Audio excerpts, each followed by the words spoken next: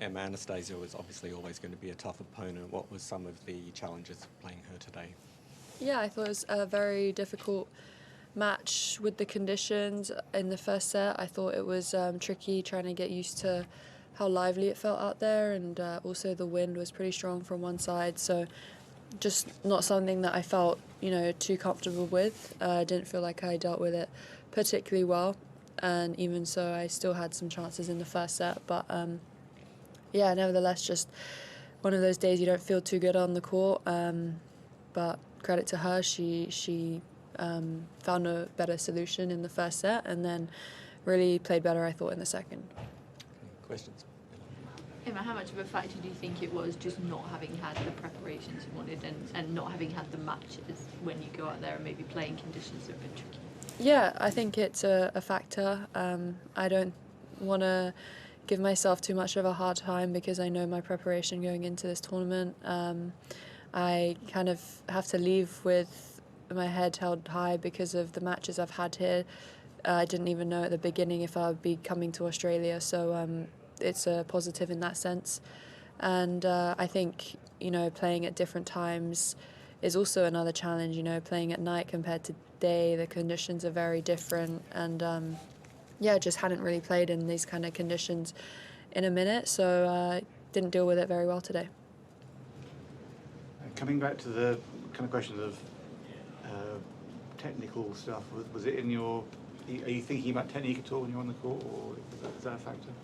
I think when you're on the court, I'm not trying to think about any particular technique because even if I feel a particular way about a certain shot, it's not the time to go into it. It's like regardless of how you feel, you just have to try and buckle down and fight with what you have, whether it's good or bad. Just try and, tough out any point, however it is. But of course, there are certain shots that you don't feel as comfortable with, and it's just emphasised in the heat of the day. Domini. Just you mentioned you had chances, and obviously you were up 5-3 in the first set. Just how did you feel at that point, and what changed towards the end of the set? Yeah, I mean, even if I was up 5-3, I didn't feel very good out there in terms of I was hitting the ball good or anything. I think it was a matter of I put an extra ball in the court and she did, and she was definitely going for more, and I think in the second set her shots were landing and mine were missing by a few inches here and there, and it was one of those, you're 5-3 up but you're not feeling particularly good and you're trying to just tough out every point however you can, scrap, but it's not the way that you want to really be, what I really want to be playing, but got me in the lead. I just didn't feel like I could scrap the whole match. Charlie. What's next for you after this? How are you gonna try and recharge and are you gonna get straight back on the practice courts, or how big time? I don't think I'm gonna get straight back on the practice court. I think I'm gonna take a few days, get back home, and try and just reevaluate my game a bit. Right now I'm signed up to play in Cluj, so hopefully I make it there, and that'll be good to return to my dad's home country, and I haven't been back in a few years, so that'll be a nice opportunity if I get it. When you say reevaluate your game, do you mean more than just today, kind of in general? I think just reassess the aspects of my game, kind of just watch it back, see where I can improve, what I've been feeling and also what is visually apparent. So just combining those two and working on the things, and I definitely want to feel better on certain shots before I start playing again. So for me that's more of a priority than getting straight back onto the match court. Go with Jonathan, Yasmin, then Simon. Outlines. When things aren't going your way, there seems to be little interaction between you and Francis and the team, and you kind of seem to be keeping it all internal. Just wonder if you can tell us a little bit about what is going through your mind in those tough moments in matches.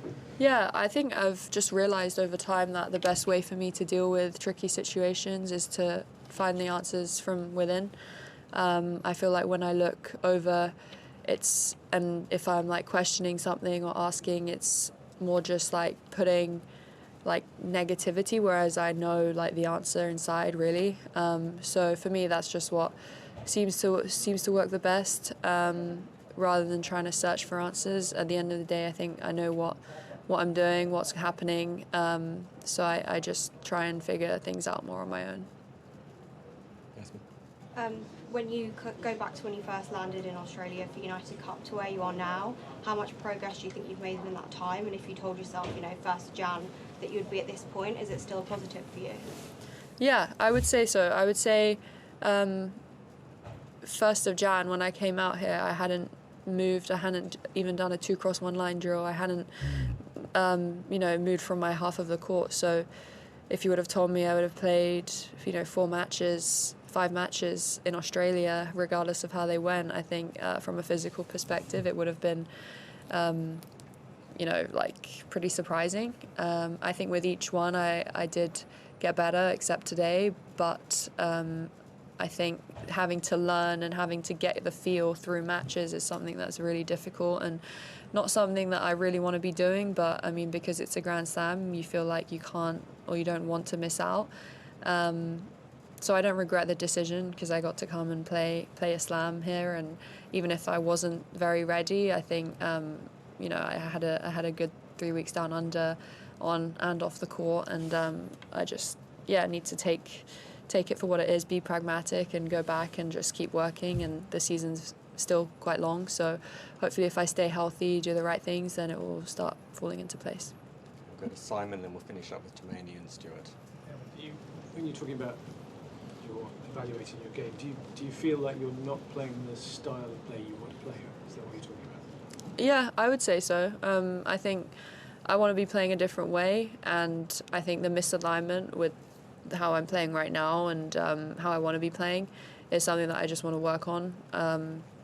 I think there are definitely pockets of me playing how I want to play, and it comes out in flashes, which is a positive, and maybe more than certain times in my career in the last few years, but it's not how I, want to be like consistently every day. So it's not going to fall into place straight away, but the more I kind of work on how I want to be playing, it will be more of my identity every time I step onto the court. So yeah, I need to work at that, but it's not going to happen overnight.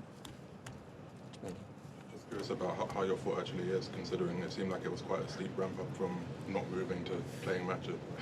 Yeah, it's been a steep ramp up. I've been managing it each day, like it's not 100%, but I've made peace with that, and it will be good to kind of get everything rechecked, and once this is, now it's over, and just see how it is and whether I need to offload it a little bit at all or not. But physically, I think I've actually improved in the last few weeks, even if I've been playing more and my load's gone up, which is a positive. And considering how it was going at the end of last year, I really didn't know if I was going to come to Australia. So to be feeling this way after 5 matches physically is a positive. Okay, Stuart, and then we'll finish up with Catherine. That night in New York a few years ago, if someone had said that night, your next 13 Grand Slams, you're only once going to reach the second week, I think we'd kind of be surprised. Is there something around the Grand Slams that you think you need to improve, maybe going into it, or is it just overall continual work?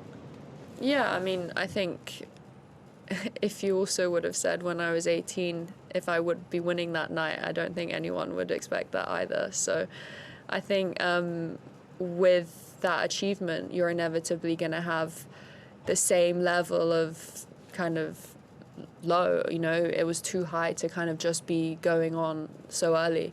So I think I've accepted that, and all the kind of challenges that I've faced since, and figuring things out and learning by mistakes, learning through experiences, all of those things I think were in a way going to happen when you win a slam at 18 from qualies, ranked 350 in the world, like 2 months before. So I've learned a lot for sure. I think there are just many iterations that are going on and have gone on. I think I'm slowly figuring out what works for me, and at the slams I think I'm doing better. A few times I've had really tough draws as well last year, but I think just doing the day-to-day and improving myself as a player, which I think I'm doing. But yeah, my form those 3 weeks was unbelievable as well. So it's a give and take, but I've accepted it. Okay, Catherine. Hi Emma, on what you were saying a moment ago about the way you want to be playing, I just wondered how you would describe like that, the style of tennis that you want to be playing, and how you describe the identity you are aiming to have as a tennis player.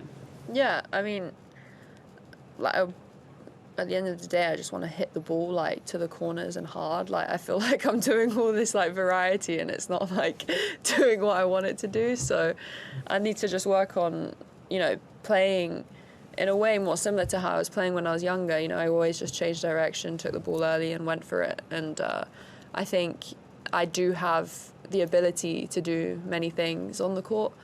But I feel like as I'm learning all those skills, it's like I need to kind of stick to my guns a bit as well, and work on that. So for me, it's pretty simple.